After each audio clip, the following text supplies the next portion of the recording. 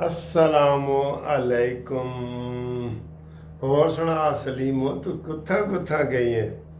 हर बंदा खुश है, हर पाकिस्तानी खुश है, बच्चा बच्चा खुश है कि हमने इंडिया से जंग जीती है, हमने जनाब अली कामयाबी हासिल की है, पूरी दुनिया में पाकिस्तान का नाम बना है। और फिर फील्ड मार्शल सैयद आसिम मुनीर साहब को ये नया एजाज़ मिला है।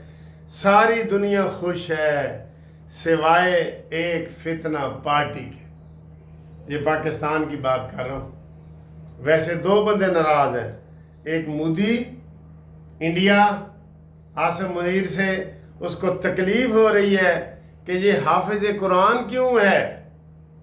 वो जनाब पता चला है कि जो ज़हीर अहमद बाबर साहब हैं, ज़हीर बाबर साहब, सिद्धू साहब वाइस एयर मार्शल, वो भी इमाम मस्जिद के बेटे हैं। तो सर जी इन्होंने मिल के जब गेम डाली है ना, तो तबाहियाँ डाल दी हैं। यकीन करो इन्होंने उनको सीधा कर दिया।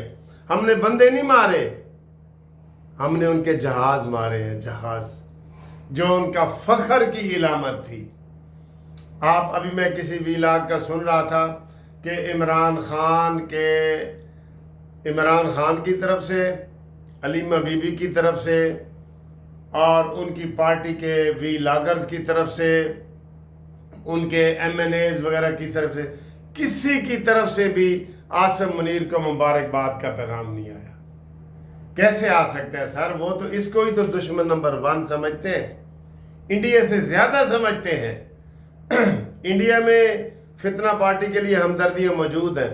वो कहते हैं क्योंकि उन्होंने, वो कहते हैं कि सर से लेके पांव तक जोर लगाया था कि ये चीफ ऑफ आर्मी स्टाफ ना बने, ये दोबारा ना आए। बल्कि इमरान ने जब इनको निकाल दिया था तो उन्होंने कहा जी ये अब दोबारा मंजर आम पे ना आए।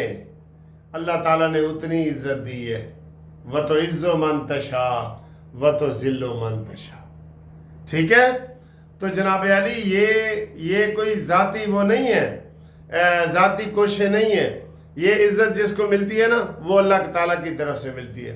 सारे सियासतदान बाहर फिर रहे हैं, तो अंदर कौन है? फितना, नेगेटिव ज़हन, नेगेटिव, बिल्कुल जो मनफी सोचता है। और दूसरा एजाज़ जनाब अली जंग के हवाले से शहबाज शरीफ को भी मिल गया, वो भी मई के महीने में हैं जनाब। एक 28 मई, उस तो पहले आएगी 10 मई। तो फिर सर जी ये एजाज़ अल्लाह ताला की तरफ से होता है ना। ठीक है, तो ये एजाज़ मिला है इनको दोनों भाइयों को, और इन्होंने पाकिस्तान की खिदमत की है। हम जो नवाज शरीफ की इतनी तारीफ़ें करते हैं, हमारा उनसे क्या लेना देना? आप देखते हैं हम तो उनको तनकीद भी कर रहे होते हैं। शहबाज बेचारे के ऊपर तो हम बहुत ज़्यादा वो कर रहे होते हैं, क्योंकि मैं ये समझता हूँ कि ये जो शरीफ फैमिली है ना, ये मेड इन पाकिस्तान है। ये कहेंगे जी कि हमारी जान चली जाए, पाकिस्तान को नुकसान ना हो, जबकि फितना पार्टी कहती है पाकिस्तान भाड़ में जाए, मुझे कुछ ना हो। ठीक है ना। कल वो अलीमा बीबी जब तकरीर कर रही थी जेल से मुलाकात के बाद, कि इमरान बड़ा खुश हुआ कि पहली दफ़ा उसके बेटों ने उसके हक़ में इंटरव्यू दिया है 2.5 साल के बाद, जेल जाने के बाद।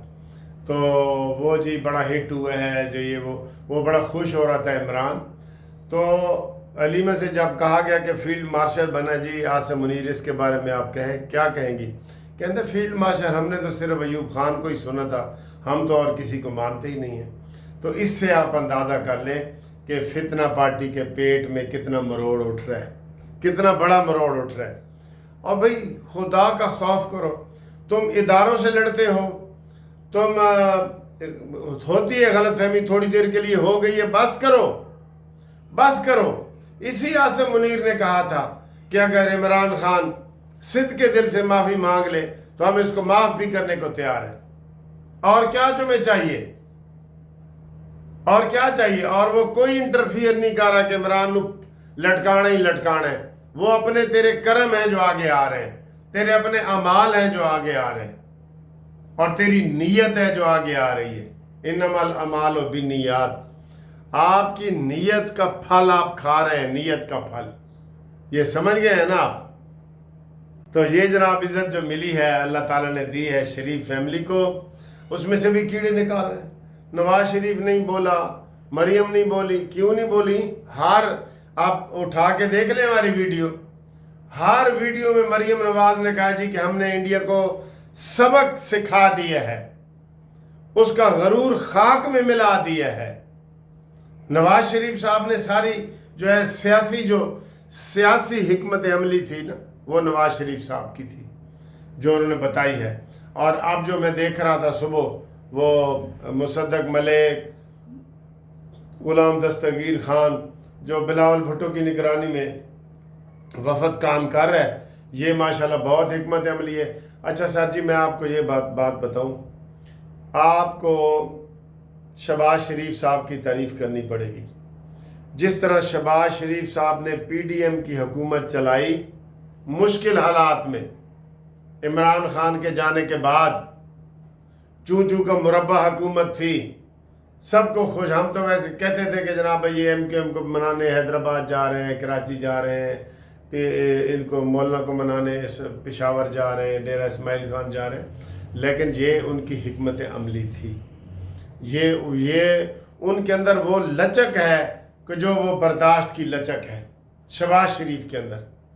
شاید جب وزیر اعلیٰ تھے تو زیادہ گرم جوشی سے کام کرتے تھے، اب حکمت عملی سے کام کرتے ہیں، اور یہ حکمت عملی ہر کسی میں نہیں ہوتی۔ کبھی آپ نے غصے والا بیان دیکھا ہو شہباز شریف صاحب کا؟ ہم بلکہ ان کو تنقید کر رہے تھے کہ شہباز یار بڑک بھی مار دے، کہہ رہے ہوتے ہیں نا۔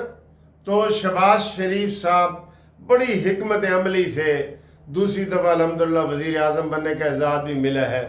آپ کوئی ایسا اعزاز ہوتا نا جو جنگ جیتنے والے وزیر اعظم کے لیے بھی ہوتا تو وہ بھی ہم ان کو دے